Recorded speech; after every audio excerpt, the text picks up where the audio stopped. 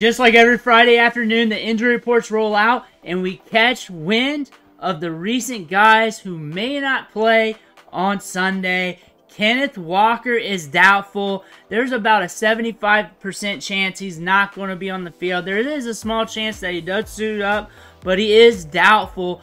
That means we got to look at Zach Charbonnet. We got to see if he's good enough for our fantasy football teams. Are you willing to start him? Are you willing to take that risk? There's also a prospect I want to talk about on the Seattle Seahawks. I will do that later in the video that you may want to pay attention to in deeper leagues. But like always, we're going to do a deep dive, see whether or not you need him for fantasy football, and if you need to pick him up, roster him, start him, or whatever you need to do with Zach Charbonnet. But before we dig in, you need to click that subscribe button right now because we're doing these deep dives every day. Whenever something happens, I'm going to do a deep dive on the players around that situation. Top guys on the waiver wire. I knocked out about 10 of those this week.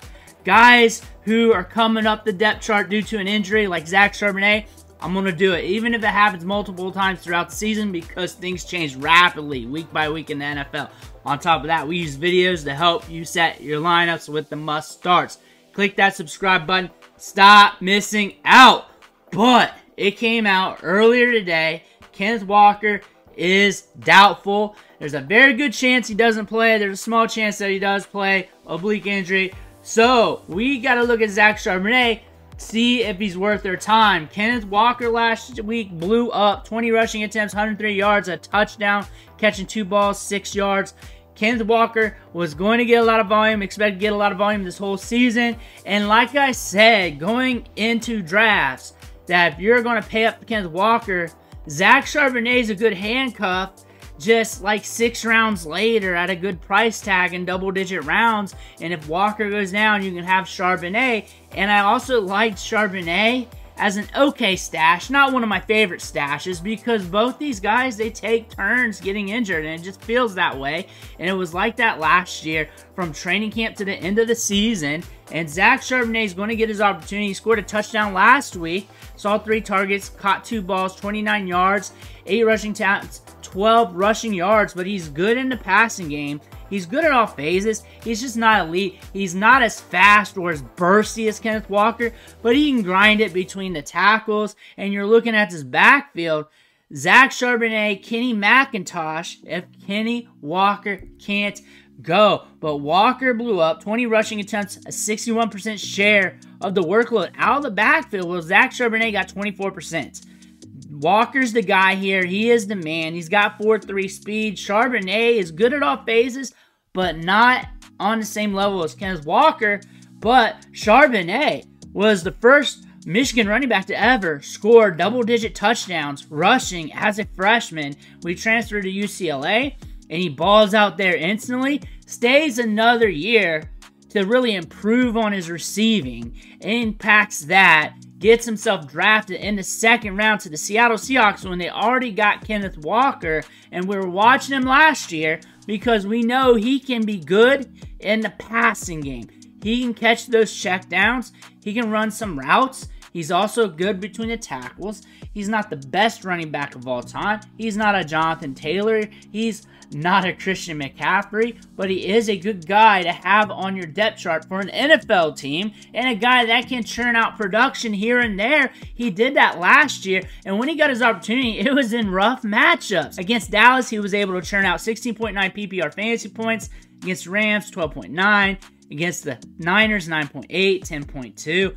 So in a matchup like this, you're probably expecting him to be around the 10 to 12 point range in fantasy production.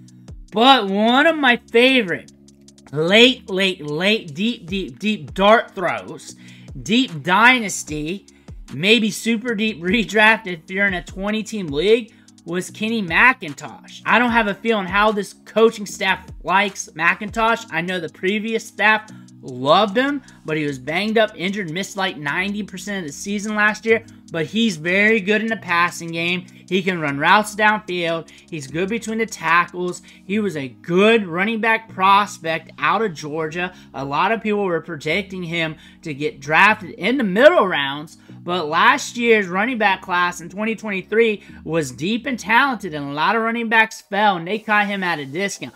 They drafted Zach Charbonnet in the second round. They had Kenneth Walker, and they're like, we can't let this guy pass us. There's other positions that we could patch up, but we can't let this guy pass us. Kenny McIntosh is a guy to pay attention to. Do not pick him up in your redraft league. Do not do that. That's a masochistic move, however you say that. Do not do that, but watch him, and you're looking at this matchup. And this is the theory behind this, that Zach Charbonnet is going to get workload, he's going to get opportunity, and that could lead to fantasy production. But this is a nasty matchup with a 38.5 over-under. Vegas is saying, hey, this is going to be a low-scoring game. The Patriots can lock you down like they did last week to Zach Moss and Chase Brown. And then in 2023, they averaged 8.7 PPR fantasy points per game to running backs. The NFL average was 16. So that being said, they are shutting down running backs. And now you got Zach Charbonnet, who's not overly electric in space. When you need to be electric in space in a tough matchup, it's going to be tough treading for him. So when you look at the rankings, you look at the other running backs, this is 4for4's recent rankings. They got Zach Charbonnet at 25, mainly due to you can project volume with him, and he's going to get workload. But when you look at the other running backs here, you may want to go with some of the guys ranked behind him. But this is where he should be at. Jerome Ford's going to get volume. Dave Montgomery, you know he's in a good matchup there with volume in it. Aaron Jones going to be touching the ball. Tony Pollard's got upside. Maybe you like Zach Moss more. Maybe you like Najee Harris more. Devin Singletary. They're all coin flips. Coin flips. You can ask me which one I'd rather have.